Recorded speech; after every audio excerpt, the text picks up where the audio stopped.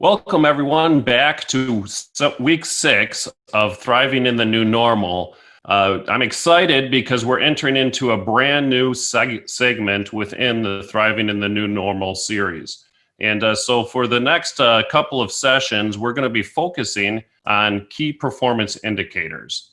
And when we talk about key performance indicators, I think one of the leading experts that has talked about business management and who Matt has referenced several times, Peter Drucker, is famously credited with saying, "What gets measured gets done." And the inverse of that is, if you can't measure it, you can't manage it. And so I think this is a really important topic for us to be able to sit on for a while, and for us to be able to look at the different things we can measure, what maybe conclusions we can draw from those key performance indicators that we look at, and then how can we impact the key performance indicators to make sure that we are able to thrive in the new normal. In order to put all of the solutions at your fingertips and to make things easier, we've worked with all of our business coaches in putting everything together in one single source of truth, if you will. And I just wanted to walk through, before we got started, some of the features and functions within the Goodman Business Toolbox that many of you have been browsing and looking at and going through, to make sure that everybody has or understands how to navigate through all of the different areas and get to the information that you're looking for. So when you go to either the Goodman Business Toolbox or the Amana Brand Business Academy, the first thing that's going to pop up is a box with 3 different areas that you can go into. You can go into the dealer section, the distributor section, or the TSM section. And for purposes of this broadcast, we're going to focus on the dealer section. So you would go ahead and click dealer, and that's going to bring you to a panel that has 6 different sections for you. In those 6 different sections, you have view, training, schedule, and register. This is all of the upcoming workshops that we have.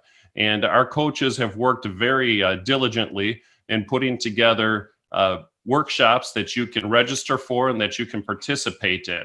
And when you go there, you'll see that EGIA has a lot of financing workshops available for you. I know I'm working with the Power Selling Pros teams on some customer service workshops, and we're working with NCI. I'm putting some stuff together.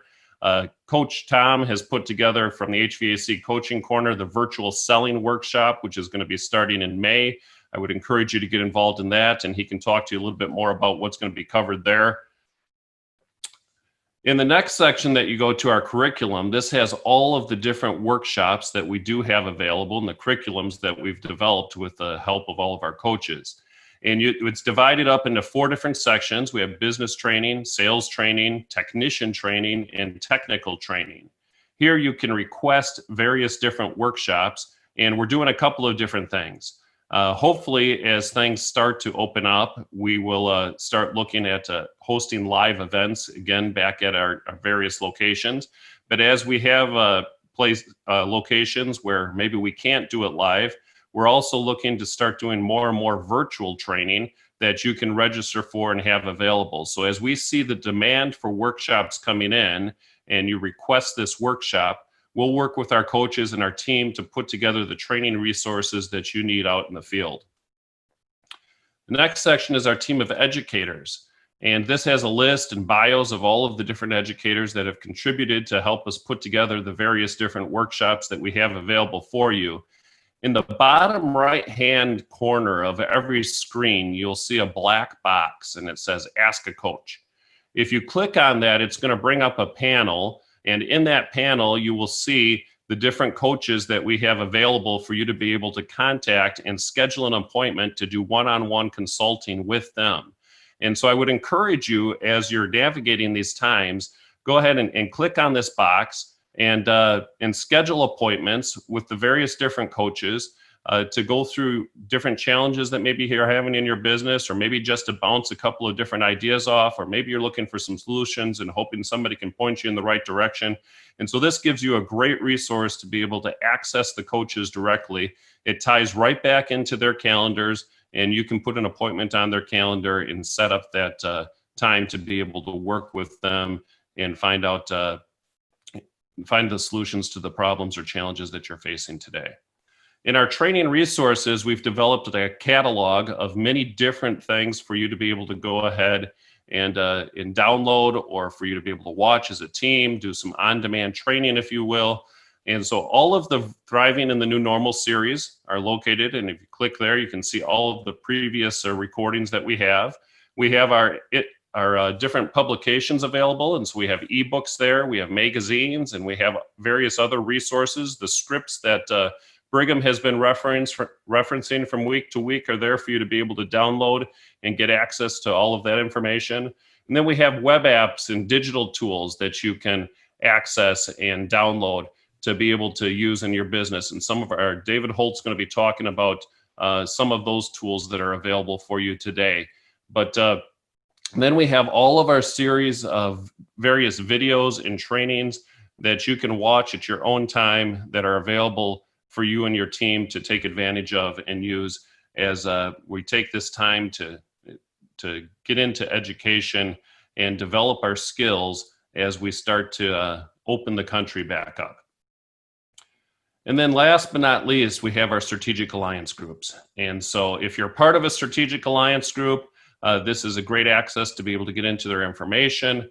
If you're not, this lets you be able to take a look at all of the various different strategic alliance groups that Goodman and Amana participate with, and learn more about the different resources they have available, and see if one of these groups may be a good fit for your business or your organization.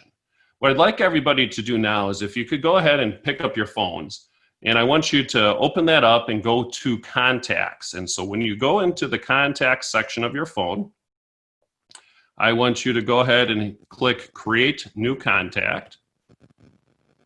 And once you do that, in the name or the company section, I want you to put Goodman Business Toolbox.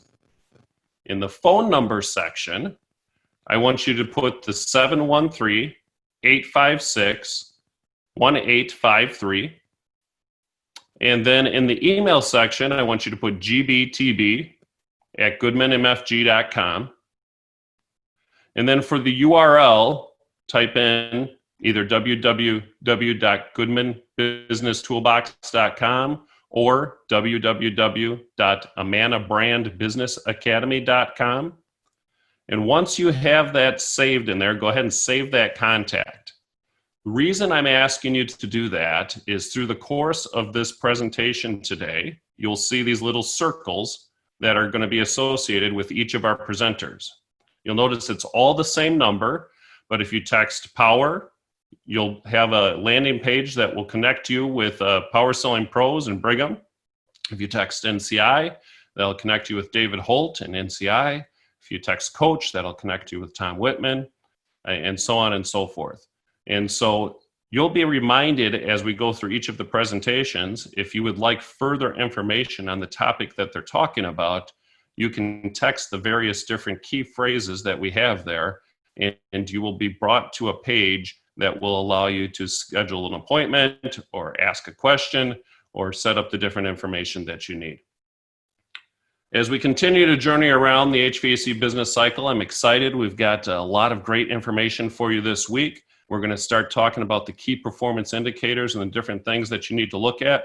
And with that being said, I am going to turn it over to David Holt to talk about the KPI associated with problems identified. David? All right. Can you hear me okay? Good deal. All right. We're going to talk about fan airflow rules. And it's kind of a double entendre here. So we're going to talk about fan airflow. When we think about the HVAC industry, obviously fan airflow is hugely important if we're going to get the air to move from one point to another. So the truth is in the KPIs. So let's talk a little bit about that real quick.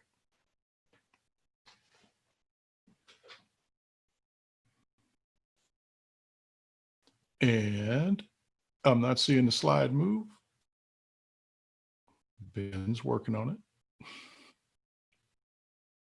All right. So here we go. Fan airflow rules, the truth in KPIs. Here's a statement that we make in NCI training all the time. So when you can measure what you're talking about and express it in numbers, you know something about it. But when you cannot measure it, or when you cannot express it in numbers, your knowledge is of a meager and unsatisfactory kind.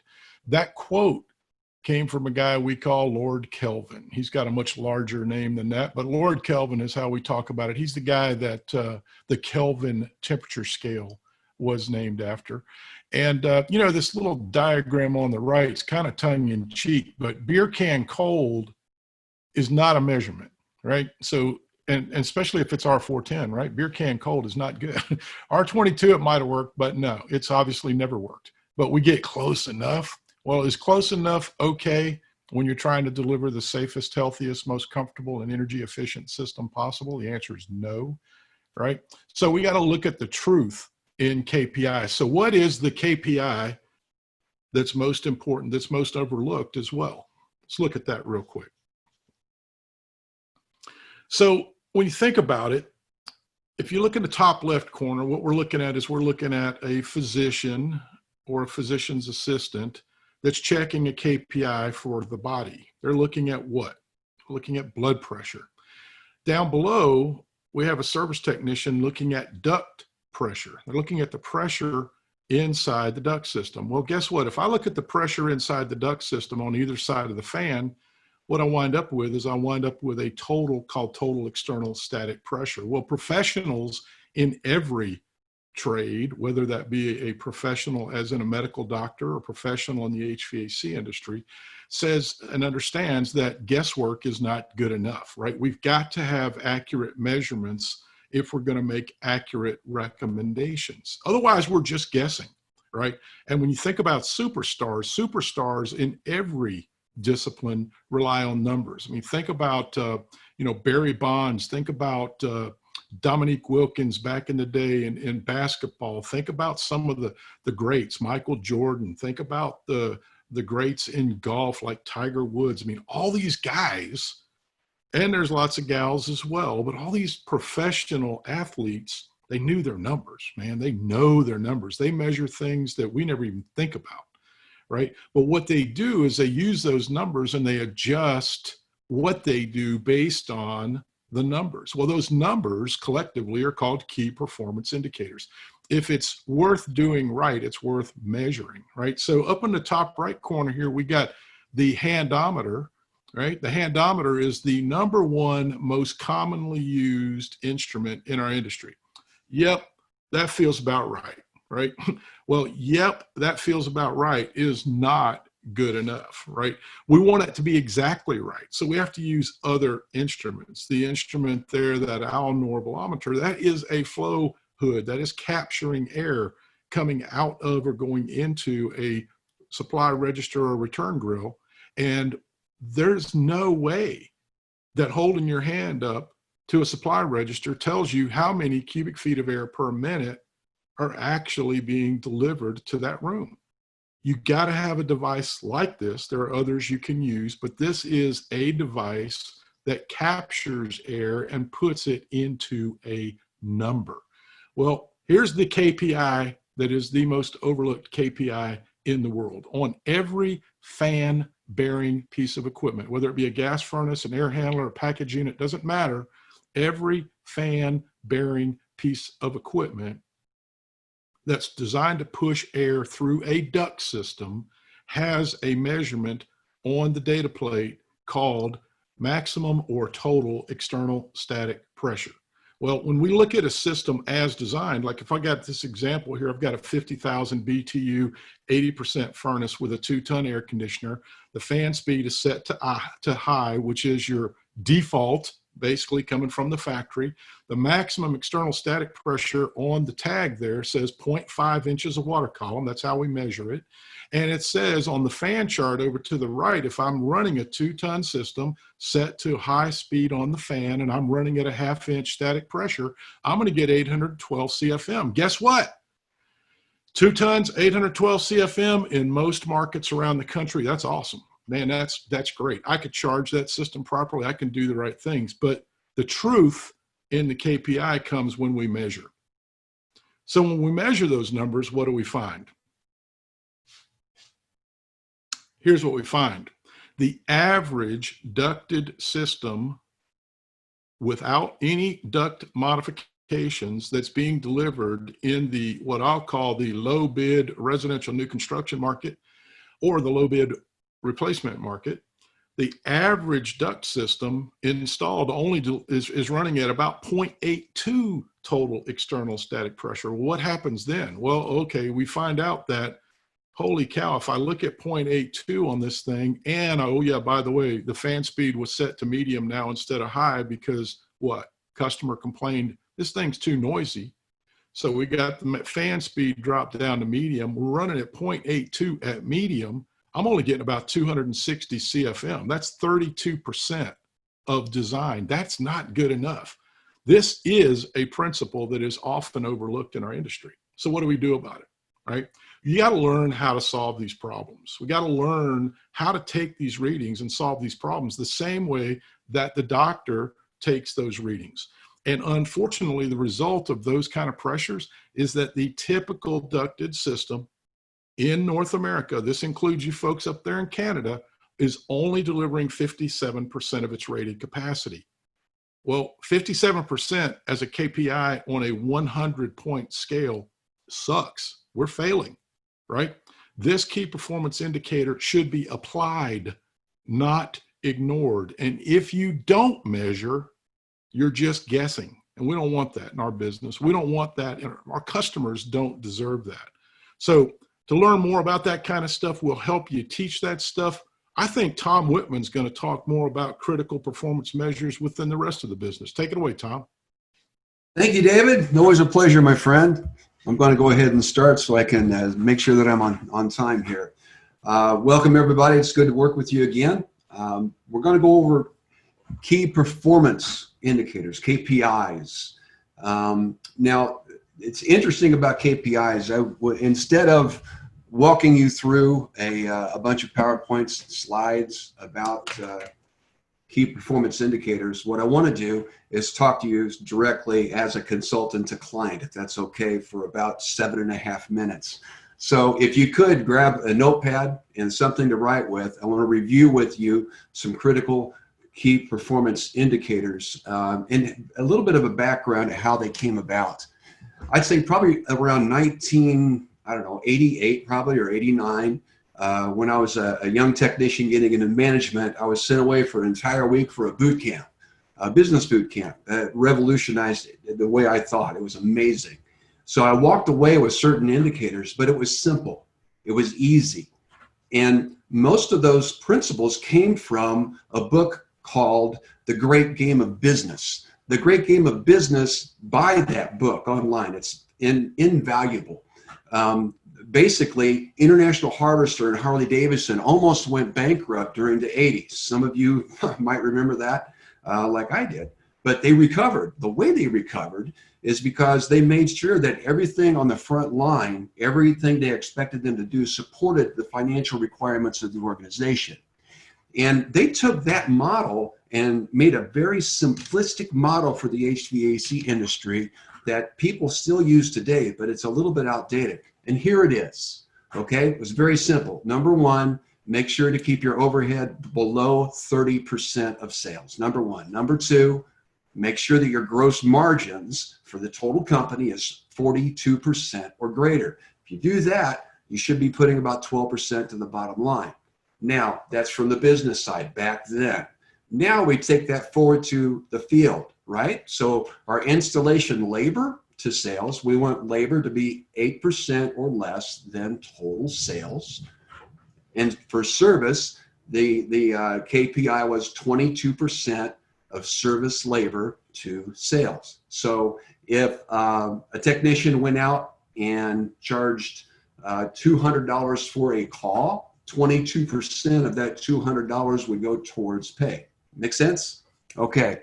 So, but back then, there was basically two types of heating and air conditioning systems. There was a mid, which was an 80%, and then a condensing. That was it. The price spread between those two wasn't very big. It wasn't very big. And the big selling proposition at that point was it's going to save you a lot of money because, you know, right now you have a system, 40 cents of every cubic foot of gas goes up the flue pipe.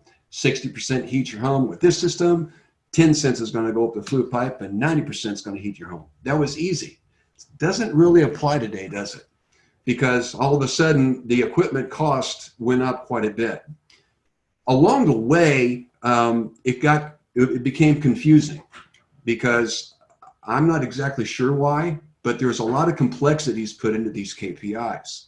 So for today, I want to break it down in the new way and keep it simple. Are you ready for this?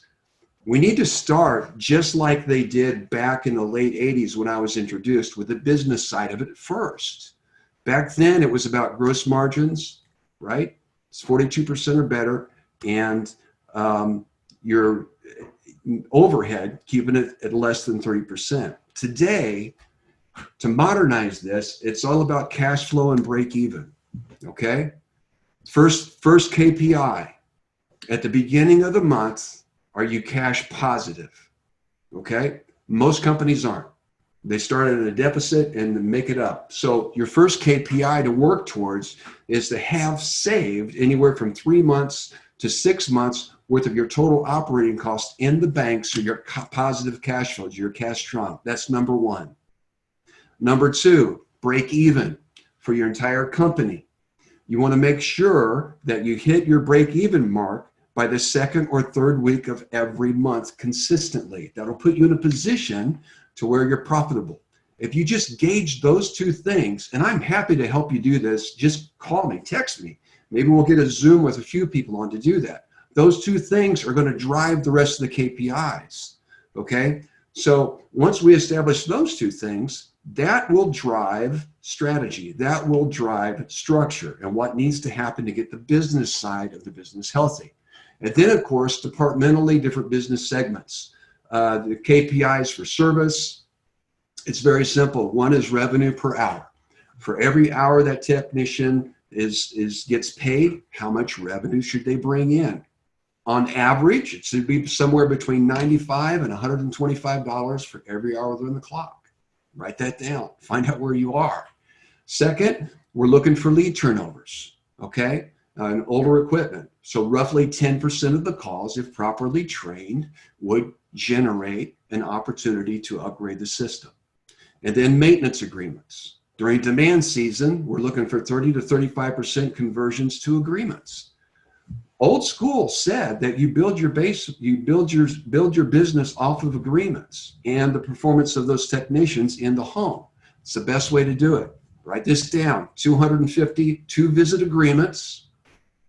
250 will keep one technician in front of at least 4 to 5 customers all year, as long as you do not perform those maintenance agreement tune-ups during demand season. That's when you're open for business. That's the strategy part of it, right? But I can tell you today that works famously, because once you get past that capacity and ready to add trucks, you will never be slow again, okay?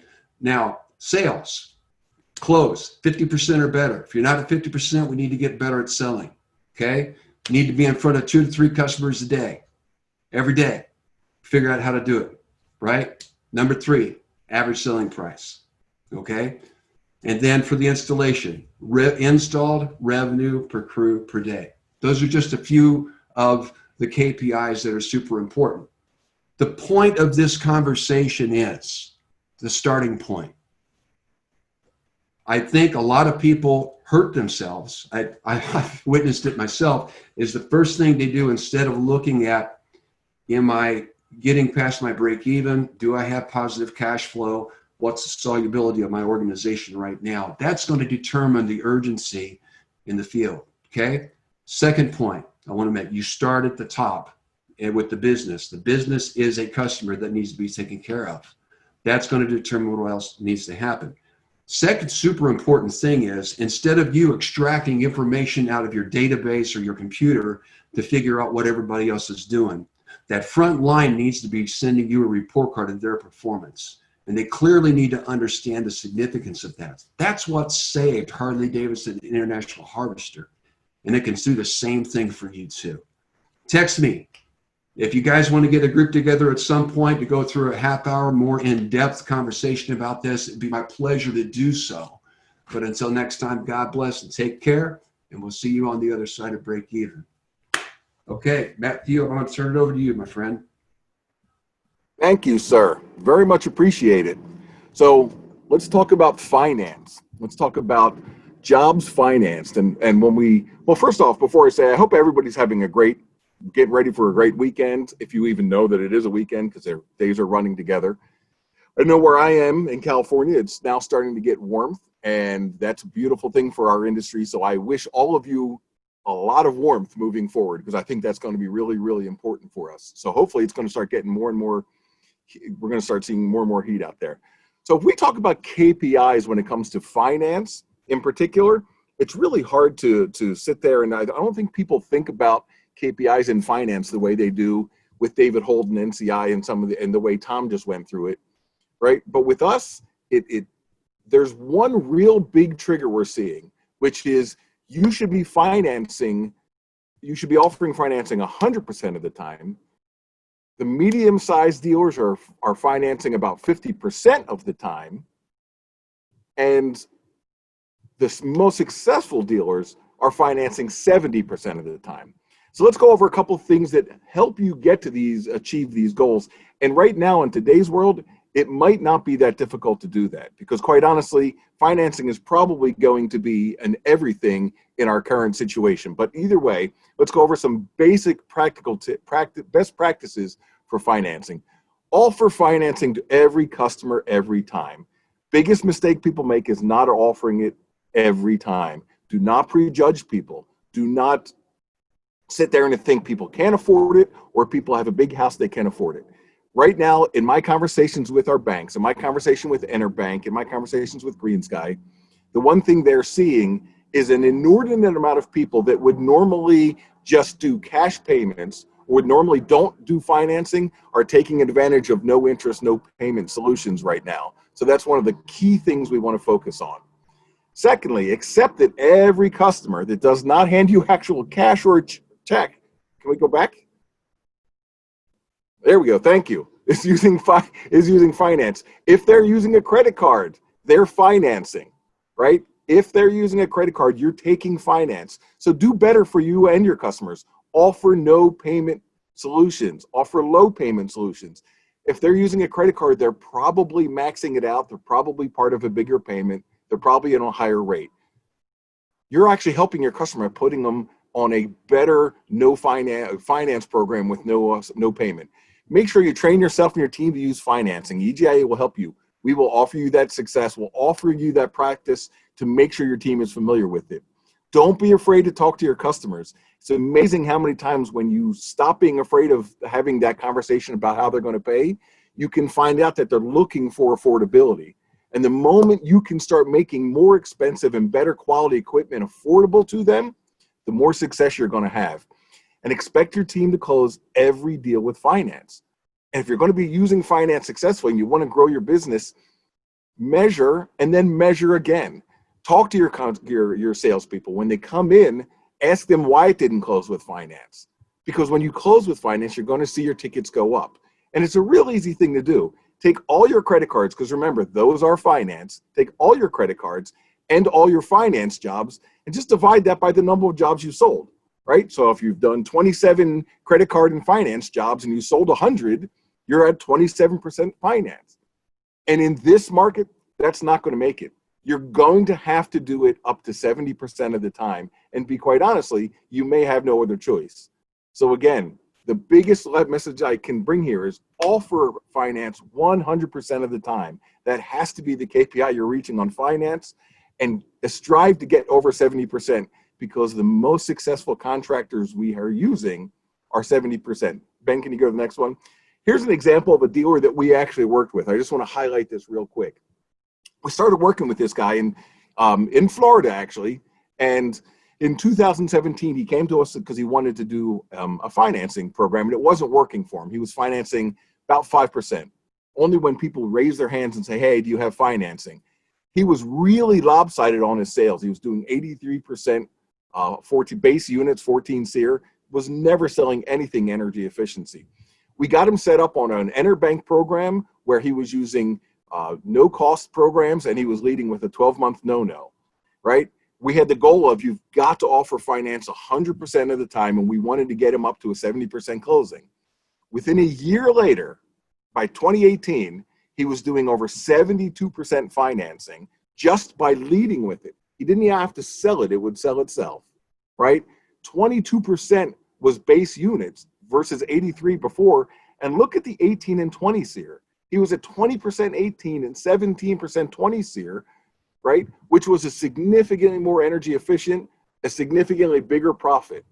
All we're trying to teach you is the KPI you have to use with financing is offer it 100% of the time. You'll get to closing 70% of the time. And in this situation, this contractor's profit went up by 45%, right? And this is a real deal. I could probably bring out dozens of stories just like this on how we've got to focus with financing, right? So go to the next slide real quick, and I'll just wrap this up. This is me. It's Mike, Eric, and Matthew. Please text money to 713-856-1853, right? Let us sit and have that conversation with you. Let us go over this on how we can help you learn to do this. If you go to the Goodman Business Toolbox or the Amana Brand Business Academy, like Ben was telling you, you're going to see a ton of live webinars that we've got. We've got each of the banks. I've got Todd from Mentor Bank. I've got Dave from Green Sky. I've got the banks are hosting with the EGIA events so you could deep dive into the banks. I've even got a Canadian one for our Canadian brethren out there. We've got that starting Thursday, so Canadian webinars are going to be up. Reach out. Let us help you. There's no cost. There's no additional fees. There's nothing to it. We just want to make sure you're successful. With that, Ben, I'm going to throw it over to you. Thank you, Matthew. As we continue around the HVAC business cycle and we start talking about customer lifetime value and monthly reoccurring revenue, I just want to review real quickly. Last week, we introduced you to our Vacationer, the Prisoner, and the Explorer. We're adding a new one into the conversation this time, the Freeloader, and we'll start to look at the different customers and what we have. But you know, so often we look, and Matthew is going to talk about in just a couple of minutes here, he's going to be talking about market share, which is a really important key performance indicator for us to be looking at and for us to be aware of. The more points of market share we have, in how do we grow that, how do we gain that, is a very important key performance indicator. But there's really two sides to the customer equation. One, there's the profitability that the business gets from there. And then there's the customer experience that the customer gets from the organization or your company that you're delivering to them. And that's where we can see in the different quadrants here, we have 4 different customer types, if you will. And we're going to focus on this a little bit. If we have high customer profitability and we have a great customer experience, many of you know, and for in our industry, the customers that fit into that category, the Explorer, typically are the ones that have engaged with our company on a regular basis. They're always pushing us for new products and you know, pushing us to innovate and find new services that they can purchase from us. And they're our maintenance agreement customers and the people that we have available. If we look at just the Explorer type customers that are out there, and what I did is looked at it over 12 years, you can see the different transactions that would happen over the course of those 12 years through the maintenance agreements, the service calls that may pop up through there, the different opportunities for upgrades and indoor air quality or maybe home automation equipment that we have available to be able to talk to them about why our technicians are there in front of them. And then the opportunities for preventative maintenance when we're out there on those performance tune-ups that we're doing, you know, multiple times a year. If you take all of that revenue and you divide it over the course of 12 years, you end up with an average annual revenue of about $1,279. And that's an important number to look at. And if we had all maintenance agreement customers and they all stayed 100% loyal, that would be a very easy way for us to be able to measure our business and for us to be able to say, I'm going to go after just that customer segment. But we have different customers that we attract. We have to worry about customer acquisition. And we also know that we're going to lose a couple of customers every single year. So we have to keep filling up the funnel, so to speak, and keep replenishing that. And so I wanted to start off with a quick story. The Hoover Vacuum Cleaner Company in the UK in the early 90s. Their management had this great idea on how they were going to go ahead and gain more market share. And they came up with this great promotion or this great idea. They said, anybody that buys 100 pounds worth of Hoover equipment from us, we're going to give 2 free airline tickets from the UK over to Europe. And the promotion that they ran was wildly successful. They got a ton of participation. Lots of people were buying the equipment. And so they decided, we're going to double down on this. This promotion is just doing phenomenally well. And so they started a promotion that fall where they said, if you buy 250 pounds worth of equipment from us, we'll give you 2 free round trip tickets from the UK to North America. And their market share grew exponentially. They had more sales in the history of Hoover UK than they had ever had before. Unfortunately, that promotion cost the company 50 million pounds. The top executives were fired and let go, and we can kind of see the writing on the wall with that. They provided their customers very, very high customer experience. Unfortunately, there was very low profitability for the company. In fact, it was actually negative profitability that the company had, and they created a bunch of freeloaders. And so I want to get this clear. I'm not using any of these statements as a derogatory statement around the customer, but I wanted to understand that we're looking at the behavior that we create by the promotions or the different things that we have in the field. And so that's one aspect of this chart that we can look at. Another aspect of the chart is highlighted by a case study done with US Airways. In the early 90s, they had pretty much the whole entire market share cornered with direct flights out of the Washington-Baltimore airport. And they provided a product that was very profitable to the company, but it had a low customer experience for the customers.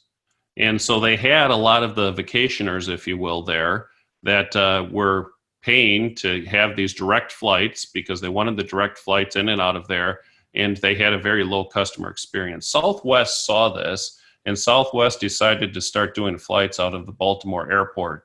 And what happened was, over the course of 2 years, from going from the dominant market share position, US Airways went down to 2% market share out of the airport in the course of just that 2 very short years with Southwest Airlines coming into there. And so we have a vulnerability with the vacationers. If somebody can come along and offer a better customer experience, all of those customers are at risk. And so I want you to think about this week. Next week, we'll dive a little bit deeper into this conversation as we start to talk more about a concept that we're going to be reviewing, which is this customer lifetime value and what it means and what different decisions we can make as a business as we determine what this number is for us and what the ramifications of that number are. So with that being said, I'm going to turn it over to Mr. Plugoff. Matthew? Yeah, good morning, everybody. Hope you're well. Hope this finds you well. I am officially changing Matthew Bratz's name to Text Money so he can go on and be a hip-hop star. Market share is cool. It's a really cool concept because it has so many different facets to it. It's one of those ideas that, like, on a surface level, you can look at it and say, well, it's a pretty simplistic equation. But then when you kind of start to unpack it, you realize there are a variety of different ways that you can actually grow your market share. In the simplest terms, it is just a health indicator for your business, right? Are we growing our presence in a given market over a given period of time? Which is to say, are we installing more equipment than our competitors?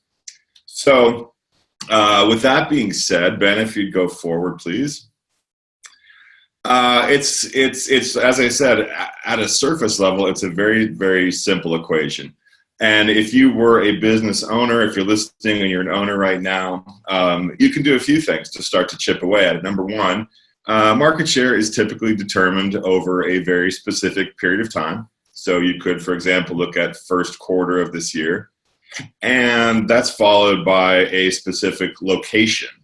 Now, obviously companies like Goodman & Manna play at a national level, regionally, state, town. But, for a lot of people listening, just your service zip codes would probably be the most appropriate, narrowest way to get some credible information about your share. And then, at that point, you have two different options. Classically, market share can be considered as sales over a period of time divided by total sales in the industry. For the sake of this discussion, I think it makes a lot of sense to look at the motor bearing units that a manufacturer or a contractor is putting into his or her service area divided by the total motor bearing units that are going into that area. And that gives you your share number. So, I got a little bit of data from the Goodman team, and the example here indicates that over a specific period of time, which was the month of March, in a major metropolitan area, Goodman put in 6,611 units that were shipped into this area. And while not all of those, of course, are going to be sold, if you were to divide that by the total industry units that were shipped in to the same area, that gives you your market share. If your market share is growing, arguably that's a good sign. If your market share is shrinking, it's the opportunity to begin to ask yourself, why is this contraction occurring? And that's where so many of the nuances regarding market shares start to kind of come together here. Most importantly, I think for us, it is an opportunity to consider some of the controllables that a small business can both evaluate and in some cases retool to get the market share heading in the positive direction again. So, once you kind of know what your number is, if it's growing, fantastic, let's understand why. And if it's contracting, then let's look at some corrective measures. Right on. So, in addition to this, and I think this is why market share tends to be, again, as I said, it's very multifaceted. As your share increases, as your share really kind of starts to create its own bandwagon effect, one of the implications, or one of the potential implications, is that companies with larger market shares don't necessarily have to spend as much on their marketing and advertising costs. One could make the case, for example, that a company like Nike, who has just such an absolutely dominant top-of-mind presence and loyal fan bases and sneakerheads and online subcultures doing all this sort of stuff, they already have that kind of like actual critical mass that they need to continue to grow. And so even though they're one of the world's largest marketing and advertising companies, and I'm by no means suggesting that you pull your money for marketing and advertising off the table in that regard, you don't necessarily have to invest quite so much as your share grows, because you start to gain that top of mind awareness with customers. Again, as you continue to grow, there's a bandwagon effect, right? Something happens to your brand where the status sort of propels it forward. Uniquely, though, and I think this is an important piece about market share, as you grow into a leadership position, as you gain that top of mind awareness, that first page presence that Jennifer talks about as being so critical, one of the distinctions that you notice is that these companies, as they grow, are also developing really specific brand messages. And as Tom mentioned, they're developing really acute and refined selling strategies that allow them both to grow while supporting higher top and bottom line results. By contrast, if you're a smaller company with shrinking or very little market share, you're going to suffer downward price pressure against this type of competition, perhaps because your message is being commoditized, which is very likely, or it could be a sheer survival strategy. And time and again in classes, everybody here has heard people say, how does company X command dollar Y? It's impossible. They must be ripping off the customer. It's not that they're ripping off the customer. It is actually probably that they have developed these two fixtures in their selling model. That have a really clear perspective and brand point of view, and they have attended enough training and embedded it into their culture where their sales team is more than competent in resolving price and style objections while protecting top and bottom line results. So if you're listening to this and think, okay, that's kind of a cool idea, how do I start? Well, there's some very, very easy ways you can get started without having to add a lot of people. In order to grow share, you have to have the labor, you have to have the revenue producers to put more equipment into your marketplace. And so one very common sense place to start is taking a look at revenue production and operational roadblocks. For example, if you were to create a callback report or determine a callback ratio for your installations, or if you were to identify installations that typically run long, labor overruns, things like that, you have to be able to put equipment into the marketplace by having freed up revenue producers to do that. So one place to start, one KPI would be operational roadblocks. Second, another way to grow share is to control costs. And clearly, the correlation between controlling costs and your street price go hand in hand.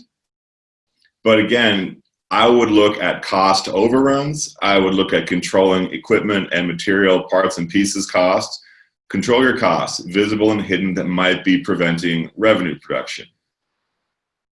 And then finally, of course, look at your service area. Market share is certainly determined by the expanse of the service area that you're trying to get a share number in. So for example, you may say, my market is all of Houston. I've been to Houston. It's like a planet unto itself. But if you shrink your share down to a really concentrated area and say, we just want to be the absolute best and we want to be the most exceptionally branded company in the 77871 area code, which is a very affluent part of that city, well, suddenly, of course, what you're doing is concentrating your ability to put more equipment into a smaller area than having to serve a city with 10 million people in it. And that absolutely impacts the concentration of your share numbers. So I would say, as I kind of put the end of this presentation, a great place to start in terms of determining share and controlling it and growing it would be manage your labor very conservatively. Manage your labor, prevent overruns, prevent callbacks, prevent those pesky trips to the parts houses that keep your revenue producers from putting in the system. When you look at your marketing, of course, that plays a big role in this, and we're so lucky to have the CI Web Group team here kind of shepherding us through this very confusing process. But of course, look at the return on your investment. Are the marketing dollars that you're spending giving you sufficient leads? But also, are the leads themselves lined up and satisfying your revenue needs per lead? And then while we're here talking, I would use this time to step back and say, really, what is my brand? How do I defend a higher price position? What is my lane? Why am I worth more? And if someone were to ask me, what's your onlyness? What's unique about your company? Could I succinctly define that? Because clearly that's going to have an impact on whether or not the true end user decides to work with you or not. So market share at the surface, it's a very basic equation. But when you begin to unpack it, when you begin to take a look at all of the facets of it, it really does kind of ripple through nearly every aspect of your company, from labor to operations to sales to branding to marketing to advertising. And there are some very basic ways you can start moving in the right direction. So thank you very much. I hope you guys are well. Have a good weekend. Right on, you guys. Thanks so much, Matthew, as always, and to all the other speakers. I appreciate, and everyone that's attending. You guys, thanks for taking time out of your business to work on it instead of in it. Today, we're going to talk about KPIs. Now, the brain-numbing slide. This is essentially the periodic table for digital marketing. And this is enough to give anyone a headache. I get that. In the digital space, in our world, when we are attempting to help take a business and make them an option for the services they want to sell in the city they want to sell it, these are some of the elements to get there. Everybody cannot do everything all at one time until you've earned the right to do so.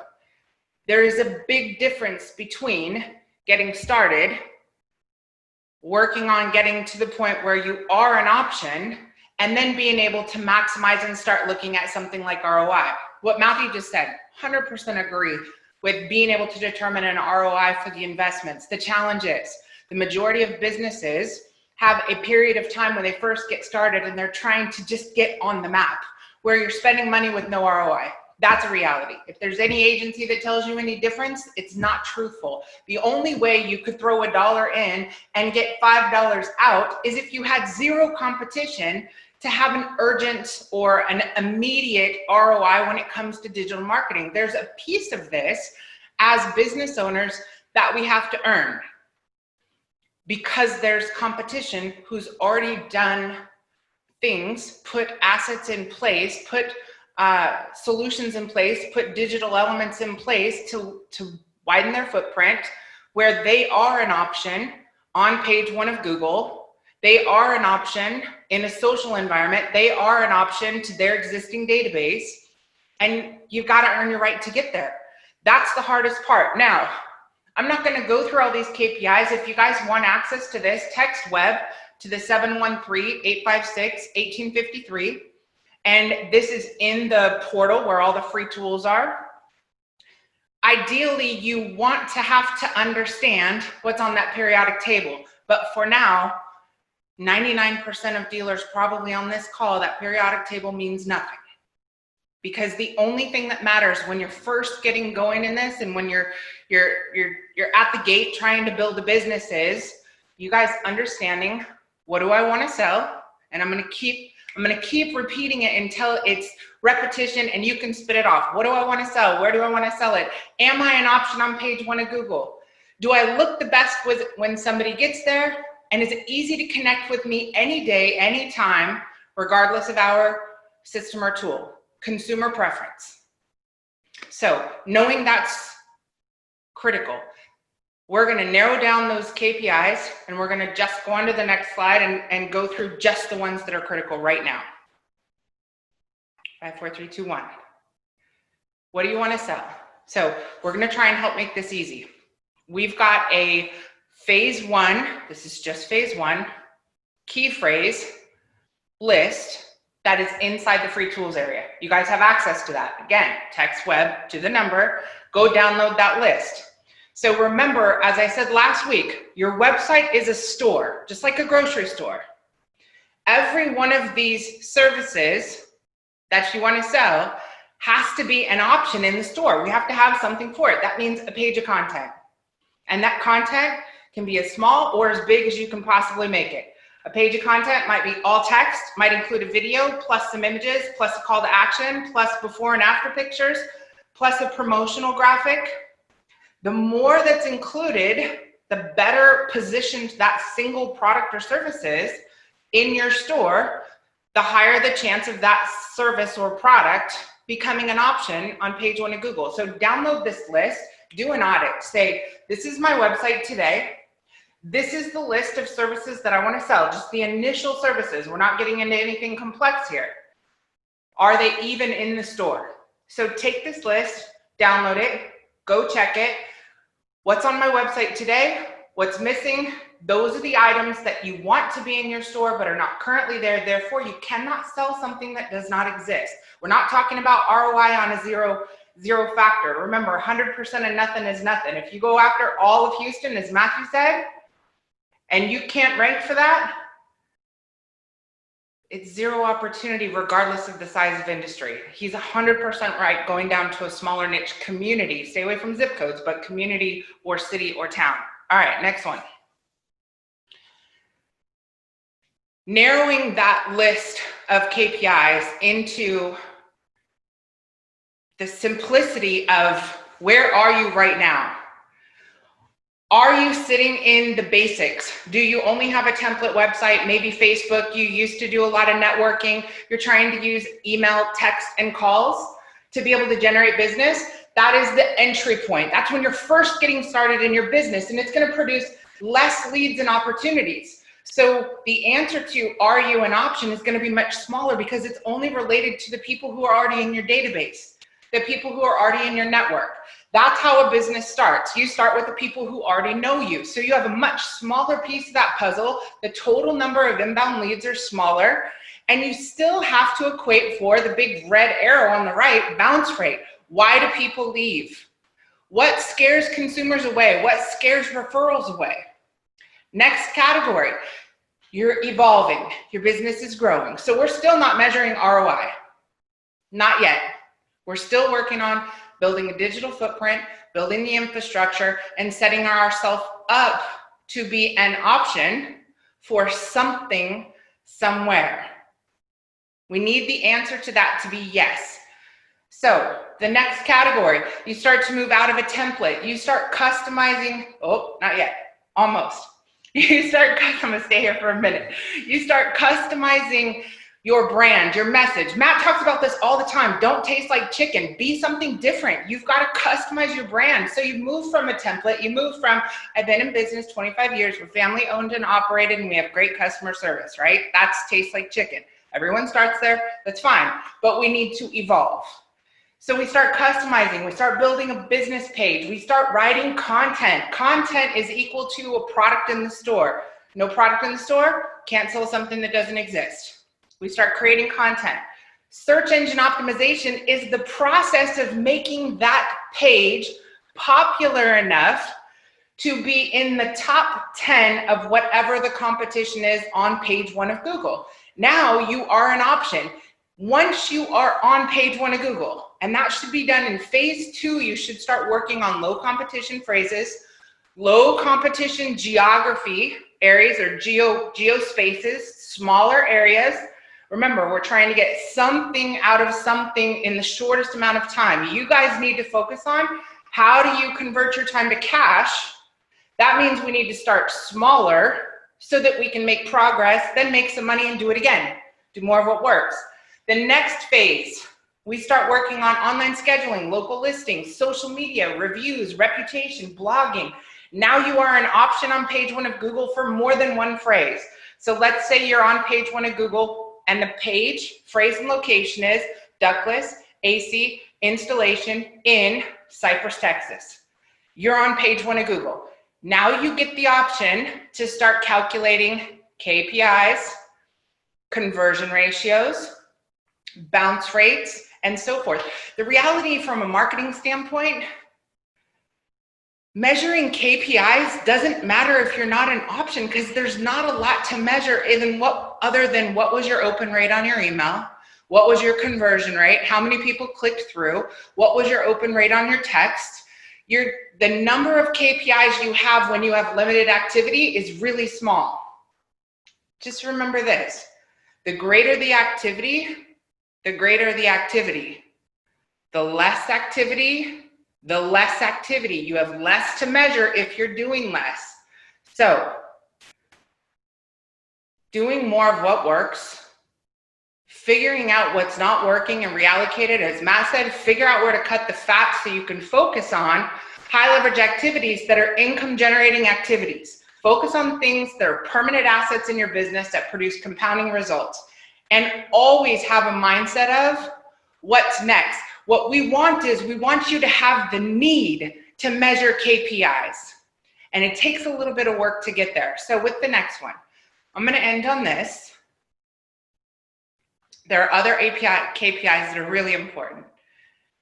In my world, Matthew just said he wanted to know what Kathy Marshall's address was because he wants to send her some kolaches.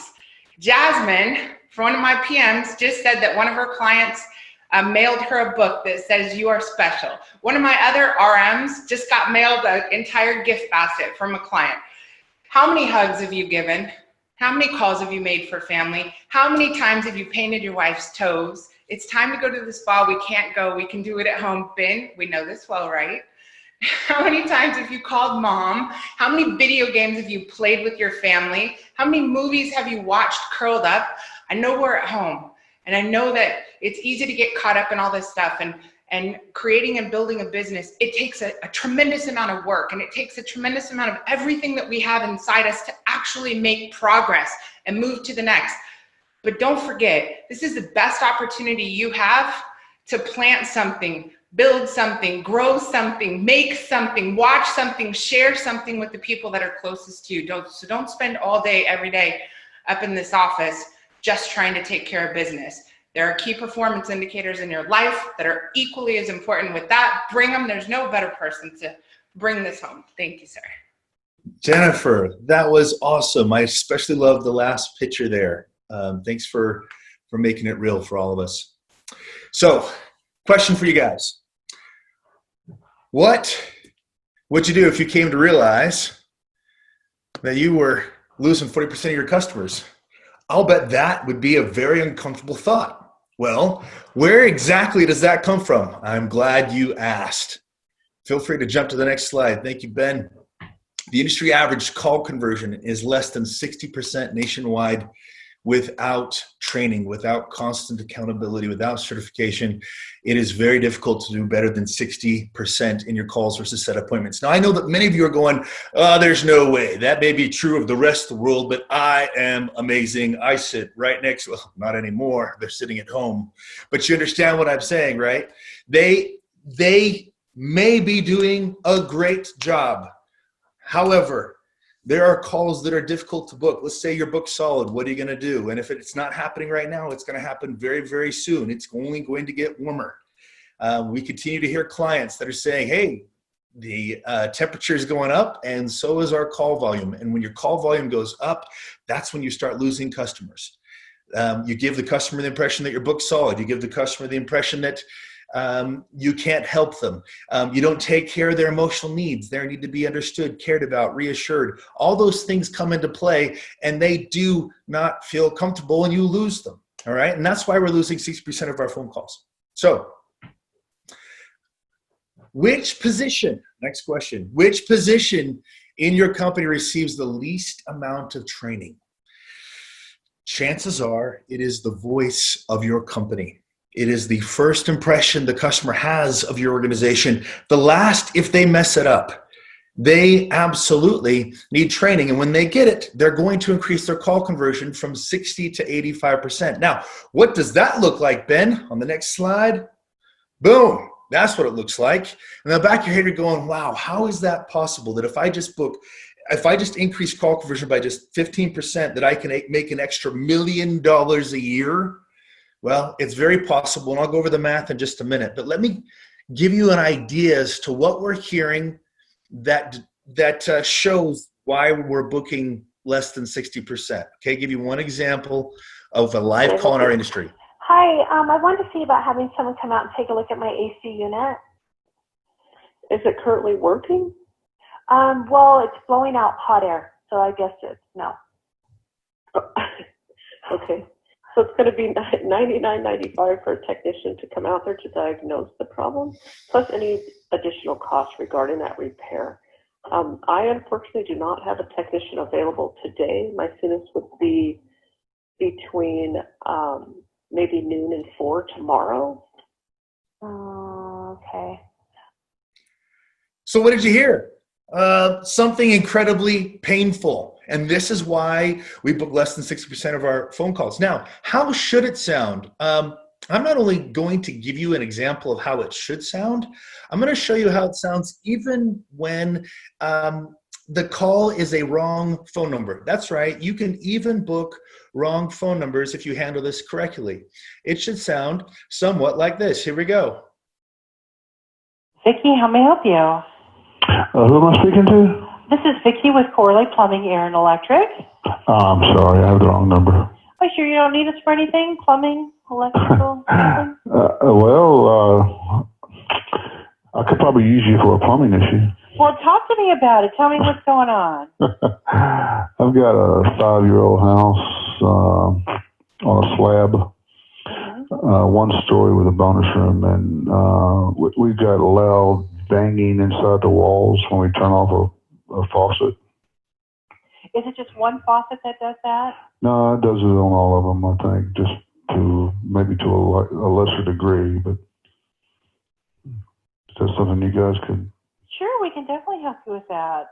Now, is it the hot water side, cold water side, or Either. Is it either? Yeah. Okay.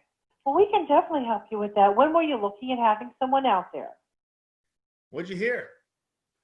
Well, we heard positivity, we heard confidence, and as a side note, this person Didn't even mean to call this company. And yet the CSR was engaged, trained, ready to go, certified, create a wow experience, no matter who gets on that phone call. Next slide, please.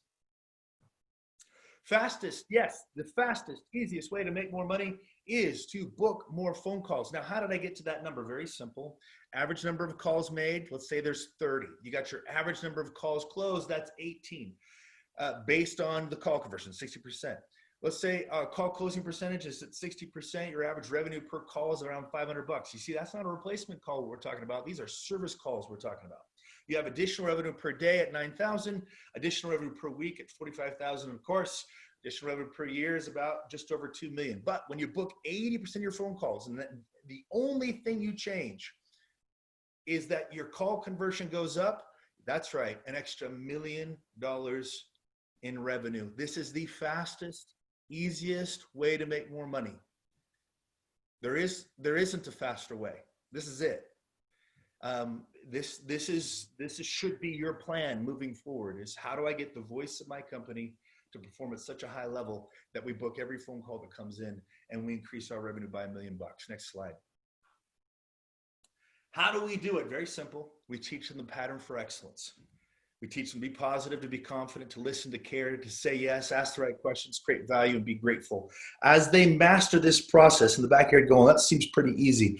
Well, it takes practice. It takes time.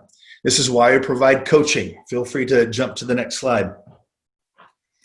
We provide coaching, you guys. This is our forte. We put 1,000 CSRs through our certification program every year. It's a bit of a college. It's a bit of a university. It takes about 1.5 years to complete. There are 4 levels of certification. But by the time they're done, we guarantee that they'll book at least 85% of their phone calls. So for those of you who have CSRs, who need the training, who need the accountability, who need to be emotionally engaged in what they're doing day in and day out, this is what we do. This is how we do it. And to learn more, feel free to text POWER at the number and schedule an appointment with us. We'd love to talk to you. Thank you very much. Ben. Thank you, everyone. We appreciate you being here. Tune in next week as we get ready to start talking more about these KPIs, how we can influence them, what we're tracking, and how that influences our decisions that we make as business owners. And as always, continue to embrace technology. Use that to increase efficiency within your business and thank and encourage your people on a regular basis. We'll see everybody next week.